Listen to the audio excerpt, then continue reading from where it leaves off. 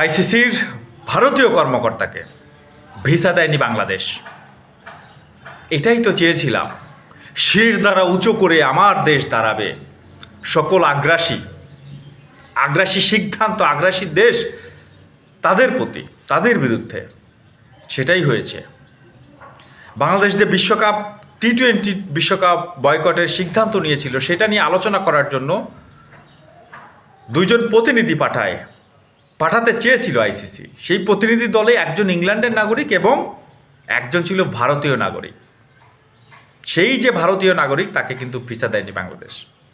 ফলশ্রুতিতে ইংল্যান্ডের যে নাগরিক আছে, তিনি বাংলাদেশে আসছে এবং তাদেরকে স্পষ্টভাবে জানিয়ে দেওয়া হয়েছে বাংলাদেশ ভারতের মাটিতে এই টুর্নামেন্টে অংশগ্রহণ করবে না। একেবারে ক্লিন সিদ্ধান্ত তাদেরকে জানিয়ে দেওয়া হয়েছে। যে খেলাটা, যে গেমটা শুরু করেছিল ভারত, সেই গেমটা শেষ হতে যাচ্ছে বাংলাদেশের হাতে। এই বাংলাদেশই তো আমরা চেয়েছিলাম, যে বাংলাদেশ মাথা উঁচু করে দাঁড়াবে, কারো কাছে কারো দাসত্ব, কারো বর্ষতা স্বীকার করবে না।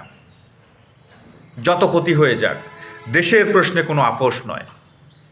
এই বাংলাদেশই আমরা চাই, মাথা উঁচু করে দাঁড়ানো বাংলাদেশ। এটাই হলো সোনার বাংলা, এটাই হচ্ছে আমাদের আদর্শ, এটাই বাংলাদেশের জাতীয়তাবোধ। আমরা চাই বাংলাদেশ প্রতিটা ক্ষেত্রে মাথা উঁচু করে দাঁড়াক। আমরা বাংলাদেশি, আমরা সাধারণ নাগরিক। এই সকল সিদ্ধান্তের পক্ষে রাস্তায় নামবো, এই সকল সিদ্ধান্তের পক্ষে সরকারের পাশে দাঁড়াবো। আমরা দেশকে ভালোবাসি, দেশের মান সম্মান আমার কাছে সবার আগে। ধন্যবাদ বাংলাদেশ ক্রিকেট বোর্ড, ধন্যবাদ আমিনুল ইসলাম বুলবুল। ভালো লাগলে শেয়ার করবেন, সাবস্ক্রাইব করবেন।